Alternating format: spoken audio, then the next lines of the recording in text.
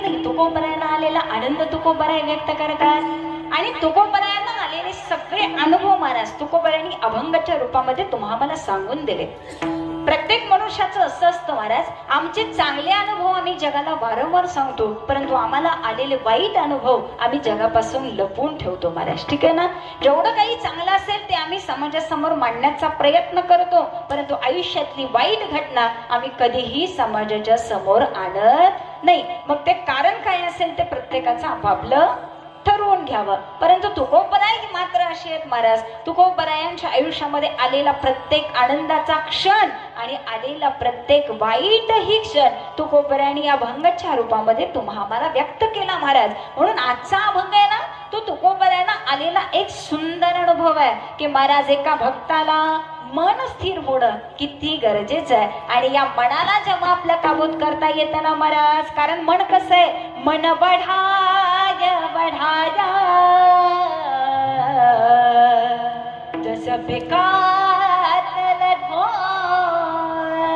महाराज, जसं त्यांच्या मनावरती ताबा नाहीये, मन कुठेही भटकतं. 2 मिनिटात आम्ही आता आहे समोर कीर्तनात, महाराज बोलतायत कीर्तन, सांगतायत कीर्तन, परंतु बसलेल्यांपैकींचं किती जणांचं चित्त कीर्तनात आहे? हा जर मी प्रश्न विचारला तर महाराज किती जण हात वर करतील? माझ्या मनाला बरं वाटावं म्हणून सगळे हात वर करतील, महाराज आम्ही कीर्तनातच आहे. परंतु महाराज एक जाता जाता सांगून जाते, समोर आम्ही डोळ्यांनी बघतोय परंतु चित्त मात्र आमचं अजून घरामध्येच अडकलेलं आहे. अजून माझी सुनबाई कशी आलेली नाही, सासूबाई पुढे येऊन बसलेले आहेत, भांडी झाली नाहीत का काय त्याची काय माहिती. म्हणलं होतं तिला आमरण पटकन ये. महाराज आम्ही कीर्तनात बसलो परंतु जीव अडकलाय घरामध्ये. काही जण घरातली सगळी मंडपात येऊन बसलेत, परंतु महाराज मेन मालकिनीला वाटतंय येताना कुलूप मी ओढून बघितलं का नाही, हे विसरले, काय माहिती नीट लागलंय का नाही. चित्त आहे महाराज आमचं अजून तिथंच. ठीक आहे ना. 1-2 मिनिटात मनुष्य मुंबईतून सुद्धा माघारी येतो, फिरून माघारी येतो, आपापल्या रूम मधून माघारी येतो. कारण बसल्या जागी आम्ही साधा फोन समोर धरला तर आज अमेरिकेतल्या व्यक्तीशी सुद्धा आम्ही आज बिजवडीत बसून बोलू शकतो. तर विचार करा महाराज, हे मन बिजवडीत बसून कुठून कुठून फिरून आला असेल. आता याचा फक्त थांग पत्ता तुमचा तुम्हालाच लागावा. विठ्ठल विठ्ठल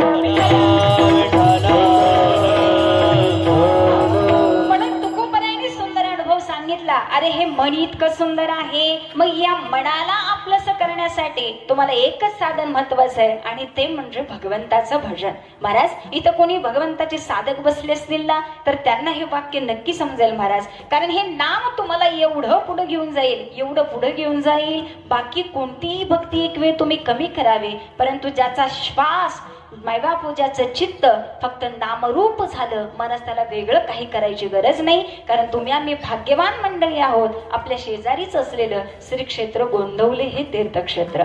महाराजांचा मायबाप अनुभव प्रत्येकाला असेलच, विषयच नाही. कारण आयुष्यभर महाराजांनी फक्त नामचिंतन आणि नामस्मरण एवढ्याचाच गुण उपदेश दिला. अरे राम नाम म्हणजेच भगवंत आणि राम नाम म्हणजेच आम्ही स्वतः. अरे तुम्ही जाता कुठं? फक्त बसल्या जागी भजन करा आणि त्या राम नामामध्ये मायबापू ईश्वरापर्यंत पोहोचा. हे मी सांगत नाही, माझे गोंदवलकर महाराज सांगतात. म्हणून महाराज उन्मनी अवस्थेला प्राप्त जाण्याकरता आम्हाला एकच करावं लागेल, सुरुवात नामानं करावी लागेल आणि नामाची अवस्था आम्हाला तिथं घेऊन जाईल. महाराज पुन्हा देव कोण आणि भक्त कोण हेही आम्हाला कळत नाही. मग त्यावेळी महाराज माझ्या साधू संतांनी दिलेला एकच गोड उपदेश, श्रीराम जय राम जय जय राम, श्रीराम जय राम जय जय राम,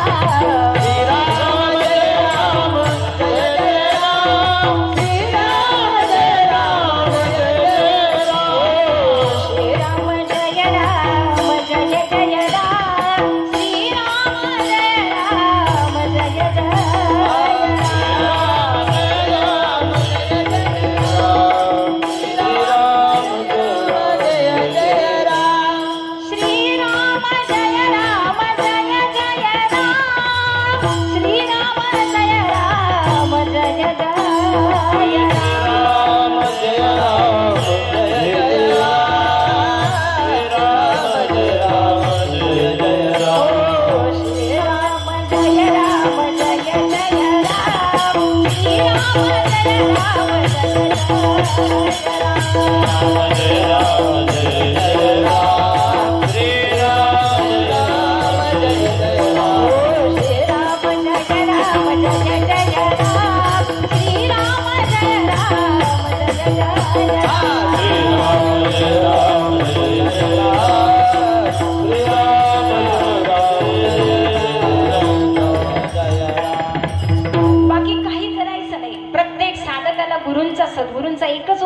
बाकी काही करू नका, फक्त राम नाम सोडू नका. मग राम नामामध्ये किती ताकद आहे महाराज. आयुष्यभर एकच करा, राम गावा राम गावा राम गावा राम गावा.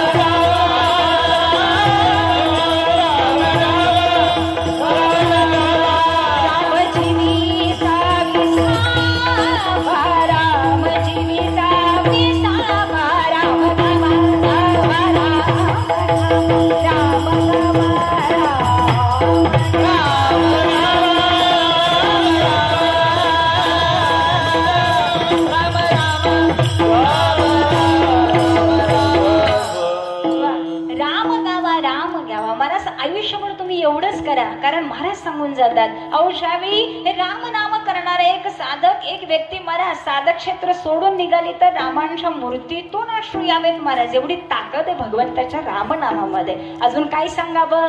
जगद्गुरु तुकोबरा हे सांगतात, साधकाची ही अवस्था निर्माण होण्याकरता साधकाची बैठक आणि चित्त स्थिर होणं अत्यंत गरजेचं आहे महाराज. ठीक आहे ना. आज सुंदर असं कार्य पार पाडायचं असेल तर महाराज एका साधकाच्या चेहऱ्याकडे पाहिलं तर असं वाटतं की याच्याकडे काहीतरी नाविन्यता आहे. नाही, भगवंत प्राप्तीच्या मार्गावरती चाललेला एक साधक भक्त ज्यावेळी मिळतो ना महाराज, त्यावेळी त्याच्या मुखामध्ये जास्तीचा संसाराचे शब्द आम्हाला कधीही बघायला मिळत नाही. तो फक्त भगवंताचं नामस्मरण करावं आणि या आयुष्याचं सार्थकता कशी करावी एवढं गोड चिंतन त्या भक्ताच्या अंगी पाहायला मिळतं. आणि महाराज हे साधू संत आम्हाला जगाला हे सांगून जातात. तुकोबराय सांगतात, देवा या नामाची इतकी गोडी लागली, इतकी गोडी लागली, परिणाम असा झाला, दर्शन करता आलो होतो पण काय सांगावं, दर्शन झालं आणि मला कळालंच नाही की मी स्वतःच तुझं रूप होऊन कधी गेलो महाराज. का देव पहावयासी गेलो तेथे देवची हो मुनी थेलो. हा अनुभव तुकोबरायांचा आहे महाराज. ठीक आहे ना. अजून काय सांगावं. देवाला बघायचं होतं देव कसा असेल, देवाला बघायचं होतं देव कसा असेल. तुकोबरायांनी पाहिलं, या देवाला पाहिलं आणि जगालाही सांगितलं, अहो तुमच्या सुंदर अशा चरणांचं दर्शन झालं, आता देवा आम्हाला मिळवण्यासारखं काय राहिलं. का कारण हे चित्त इतरत्र भटकत होतं. जेव्हा तुमचं दर्शन झालं त्यावेळी हे चित्त, हे मन तुमच्या चरणाशी लीन झालं. आता या मनाला पळायला जागा कुठे, कारण जिथं अडकायचं होतं तिथं एकदाच अडकून गेलं. म्हणून तुकोबराय आजच्या अभंगाच्या प्रथम चरणामध्ये आता कोठे धावे मना, आता कोठे धावे मना, आता कोठे धावे मना, आता कोठे धावे मना, आता कोठे धावे मना, आता कोठे धावे मना, कोठे धावे मना, आता कोठे धावे मना,